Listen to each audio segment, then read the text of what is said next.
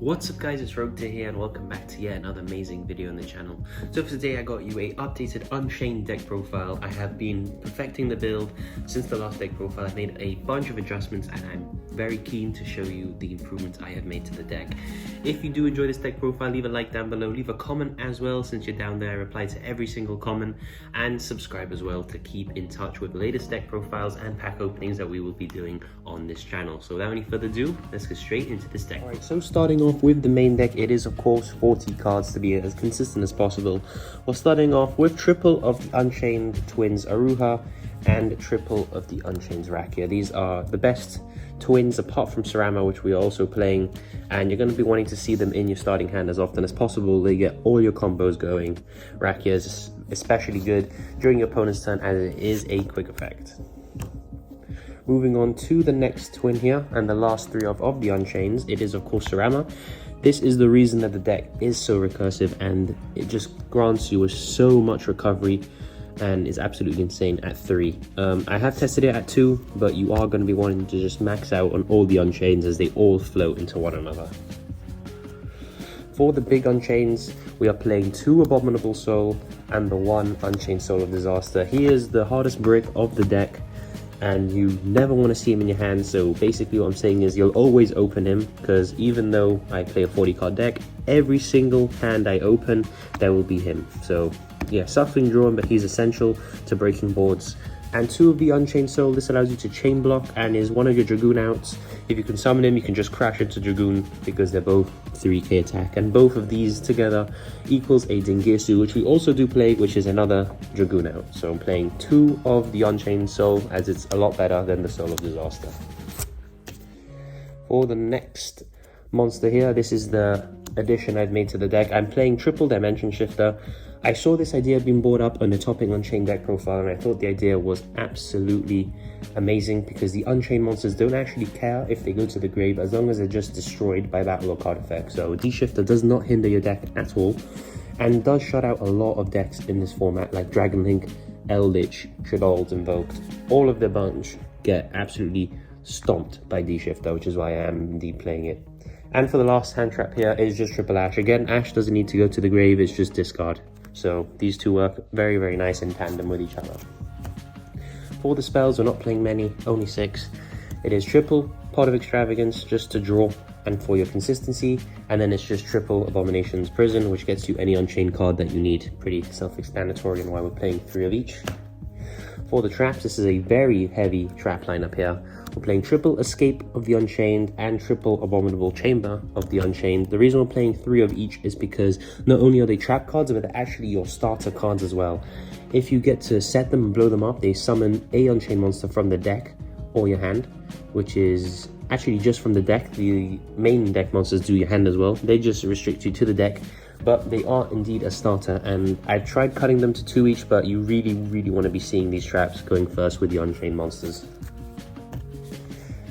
For the next trap here, probably the best trap in the entire deck minus the engine cards, it is triple Torrential Tribute. This does of course trigger your Unchained monsters as well, so you punish your opponent for over committing and then you summon a bunch of guys from your deck, so there's no real downside with this. For the next amazing trap card here is triple Trap Tricks. This lets you tutor into any trap from your deck. Of course I'm only playing the 1 counter trap here, which I'll be showing you now. But yeah, a bunch of traps, and Trap Trick just lets you search them out and set them directly to your field. For the last normal trap here, it's double Compulse. This of course can be your Ice Dragon's Prison, but that card is a bit expensive at the moment, so just double Compulse. This can be anything you want. These are just my 3 spots I picked compulsory evacuation device. And for the counter traps we are playing is just 2 Solemn Strike. This is of course not able to be fetched out of the deck with Trap Tricks, but Strike is an absolutely insane card. Just the ability to say no to a special summon or a monster effect is insane. That's it for the main deck, guys. It is 40 cards, and now let's move on to the extra deck. So for the extra deck here, we are of course playing double Unchained Abomination. You don't need 3 of it. You don't mind if both of these get banished off your Pot of Extravagance because you don't really go into this card that often. It's just nice to have the option.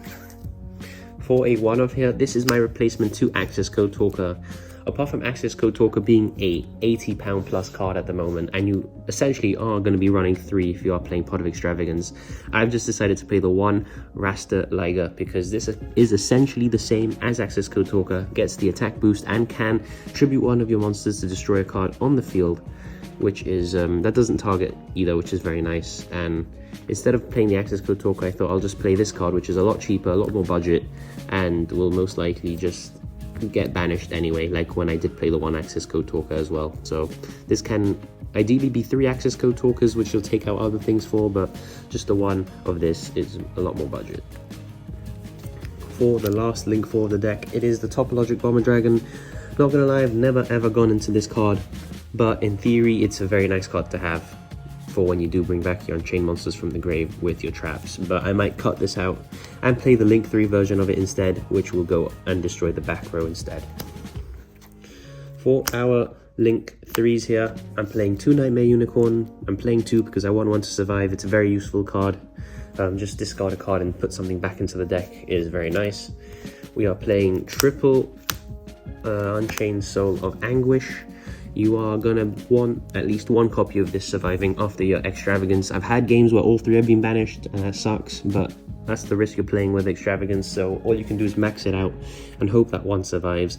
Basically just absorb a monster for a link summon.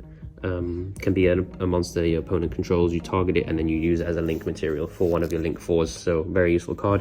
When it is destroyed, it adds you a fiend back from your deck, from your grave to your hand. Triple Soul of Rage, this is for our Link 2s here.